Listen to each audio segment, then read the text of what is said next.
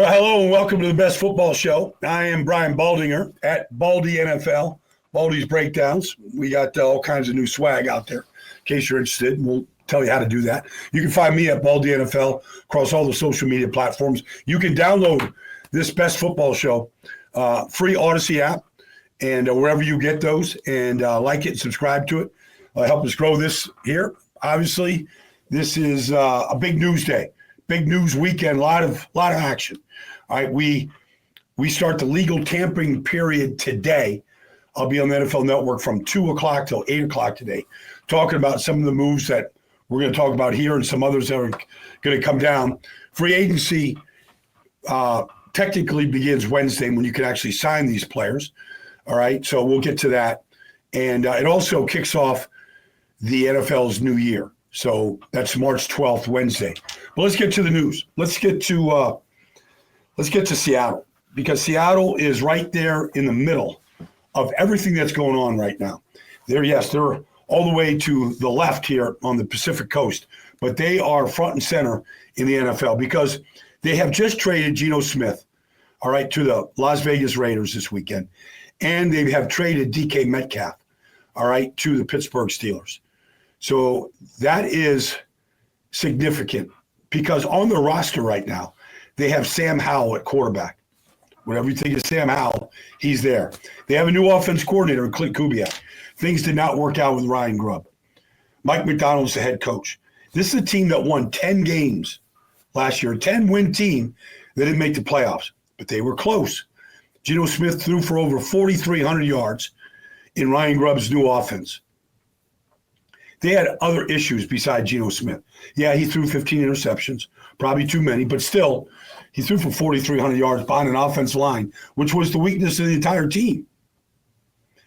So now you trade your quarterback and you trade one of your star receivers. I know he missed a couple games last year because of a knee injury. He had been pretty healthy throughout his career. He's a beast. He's a dog. He beat every number one corner in this league last year. I don't care if it was Surtain or Gonzalez or pick a guy. All right. I mean, Sauce Gardner, he beat them all. Like, he's a true X receiver. Okay. So, but what are they going to do? What are they going to do with quarterback? Are they in the Sam Darnold sweepstakes? We don't know what's going to happen in Minnesota with Sam Darnold yet. Presumably there are some talks to keep him, but also I'm sure they're listening to what other teams might be offering, whether they can keep him. Then you get to, all right, what's Pittsburgh going to do? They just are going to pay DK Metcalf $150 million, something like that, some crazy number, to be their number one receiver. So what does that mean for George Pickens? Is Pickens there long-term? Are they going to play both guys? Because they're both kind of ex-receivers. So can you have two number ones on a team that has a serious quarterback issue? We don't know. We hear that Russell Wilson isn't coming back. We hear Justin Fields could be back. When DK Metcalf was negotiating with Pittsburgh, and I got a text from the Steelers last night saying we got DK, right as the news broke. But if you're DK, you're like, well, who's throwing me the ball? Because he's had Russell Wilson and basically Geno Smith throw him the football, and a little bit of Drew Lock. I mean, that's basically he's been his receivers, Russell and Geno, and he's had some great seasons. Don't you kind of want to know who the quarterback is? Because I don't think Pittsburgh knows just who it's going to be. Can they get Sam Darnold? Can they get Aaron Rodgers? Are there things in the work that allow DK Metcalf to say, let's go? All right? So that's not the only wide receiver news, because we do have to see what the plan is in Seattle. We do have to see who's throwing the football to DK. But the other wide receiver news is Davante Adams. Honest to God, yesterday he was technically a New York Jet. Today he's a Los Angeles Ram with Matt Stafford. I mean, could things be any better for Davante Adams? Could they have gotten any better? You know, he's a California kid. He goes back to California. He's out of the mess with the Raiders and with the Jets. He gets to a stable organization with Sean McVay calling plays, with a proven veteran quarterback in Matt Stafford that had the Philadelphia Eagles on the ropes in the divisional championship game, could he be joining Puka Nacua, Kyron Williams, Tyler Higbee, Demarcus Robinson? Could he be joining that group? And who knows what else they're going to do? Like, they've rebuilt their defense and their defensive line. They just gave Alaric Jackson a new contract at left tackle. They found a 6th-round pick to be their starting center. Nobody drafts better. I mean, he gets to play at SoFi Stadium, just perfect conditions for those, for all the releases that he loves to use.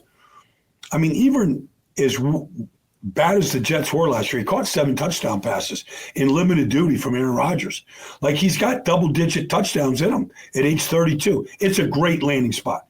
If you're Davante, like, you got a nice fat contract. You're with the Rams. You're with McVay and Stafford. It couldn't work out for any better than there. All right, let's get to Myles Garrett, because Myles made a U-turn. So there's a lot that happened in Cleveland this weekend. Myles Garrett had met with Andrew Berry, the general manager. Didn't really like the way things were going. Asked for his release all the way back to the Super Bowl that week, a month ago. Asked for his flat-out release, unconditional release. Nothing's really happening. He asked for a meeting with Jimmy Haslam, the owner. The owner refused the meeting. The owner's like, this is a football decision. Talk to my general manager. I don't want, and it really, a credit to Jimmy Haslam. Like, Myles is just kind of jumping authority, going right to the guy that writes the checks. I get that. I mean, I've done something similar to that, not Myles Garrett, but I've done something to that where you go straight to the owner. Do you want me? Do you need me? Do you really want me here long term when we really build this thing up? Well, they just gave him a brand new contract. He's the highest paid. We just saw Max Crosby become the highest paid non-quarterback in the league on Friday. Myles just usurped that. He's the highest paid non-quarterback in the history of the NFL. They're the first team in the history of the NFL to have 2 players make north of $40 million guaranteed a year in Deshaun Watson and Myles Garrett. Like, they're not afraid to spend money. So I guess maybe that's all it took, was just a financial commitment that he's the highest paid non-quarterback in league history, and now he's a Cleveland Brown. But is it just all about money? Because, man, if I was Myles, I don't see any quick turnaround in Cleveland. And you're 28 years old, you're in the prime of your career, your mentor is Bruce Smith, who went to 4 straight Super Bowls and walked into the Hall of Fame with Buffalo. That's the guy who's been mentoring you. Like, don't you want to get to a winner? Like, does it look like Cleveland can jump up and in front of Baltimore or Joe Burrow in Cincinnati or Pittsburgh? Like, it just doesn't look like it right now. But I know one guy who's thrilled, and that's Jim Schwartz, the defensive coordinator. And so now that Cleveland's got Myles Garrett locked up, they've got the number 2 pick. Presumably, they're going to take a quarterback with that pick. We don't know if the Giants are going to trade with Tennessee, if Tennessee's going to take quarterback. We don't know. But with Geno Smith out with the Raiders, that takes one quarterback-needy team out of the draft. The Jets, Giants, maybe Tennessee, only quarterback. Seattle needs a quarterback. There's Aaron Rodgers and Sam Darnold in free agency. There's basically Cam Ward, Shedeur Sanders in the draft. Maybe Jackson Dart, if you listen to some of the people. It doesn't look like there's enough quarterbacks to fit the chairs of needy quarterback teams. So that quarterback carousel, we might get some news today. We'll see what Minnesota decides to do with Sam Darnold. Like, if he stays in Minnesota, which is a possibility, I mean, that puts Aaron Rodgers out there as a guy. What is Indianapolis going to do? They said they wanted some competition with Anthony Richardson. Now, who is that guy? Is that Gardner Minshew going back to the Colts, where he had a winning record 2 years ago in Shane Steichen's rookie season? I don't know. Is Daniel Jones on the move in Minnesota? Questions to be answered. All right, let's Let's look at some players that are staying, all right? Like Ronnie Stanley just signed a new deal with the Baltimore Ravens for 3 years to be their left tackle. All right, good move by Baltimore. They need a left guard right now. I think they'll draft one. Patrick McCarr is a free agent. He basically was a left guard last year. I think Linderbaum, along with Faalele and Rosengarten, is really solid. So Baltimore keeps their left tackle. He would have gone big time. Jamien Sherwood stays as a New York Jet. Great move by the Jets.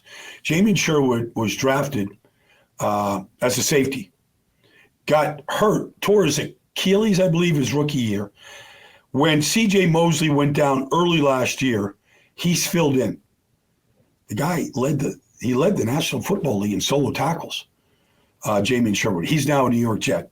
Good job by Aaron Glenn and their whole group there, Darren Moogie, of locking him up, making sure that he stays with Quincy Williams at the linebacker spot.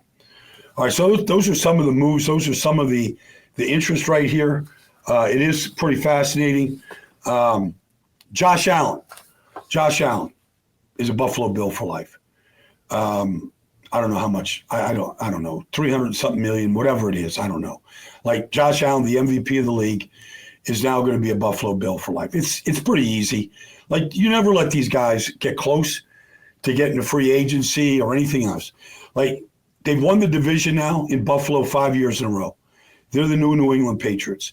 Like they are the standard in the AFC East and in the AFC. I mean, there's Josh, there's Patrick, obviously, there's Joe Burrow. You know, there's a couple guys that, you know, C.J. Mosley is getting started, but Josh Allen is the guy. And Bills Mafia doesn't have to worry about it. They keep buying number 17 jerseys. He's not going anywhere. He's one of the great, citizens of this whole business. Like he just gets all of it. And obviously he's got to win. He's got to win, championship games. He's got to win AFC championship games and go to Super Bowls and win a Super Bowl to really validate everything. But every year he gives them a chance. So anyways, that's kind of the news of the day. All right.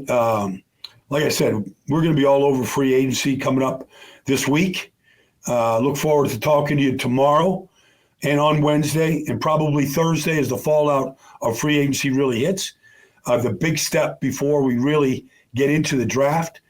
And I got to tell you, when you look at, I'll just finish it by saying this. We just saw the 3Ds move at wide receiver. Debo, DK, and Davante. The 3Ds have moved. Now, is that a sign that maybe the wide receiver draft isn't that loaded? There is T-Mac in Arizona. He looks like he's far and away the best receiver in this draft. Now there's Luther Burden. There's guys at Texas. There's some good receivers. We got to see what T-Mac runs. But he looks like a fantastic prospect. He looks like he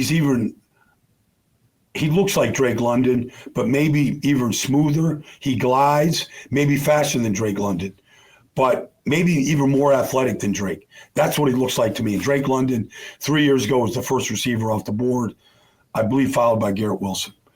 But maybe the wide receiver movement we've seen so far is a sign that maybe this wide receiver draft isn't just loaded. But who knows? We found Puka Nacua in the 5th round. So it's really how teams want to use him. But honestly, with DK going, I'll just finish with this. With DK going to the Steelers, who desperately needed a receiver. They were all in last year on Brandon Ayuk. They thought they had him. They thought they had a deal done with San Francisco.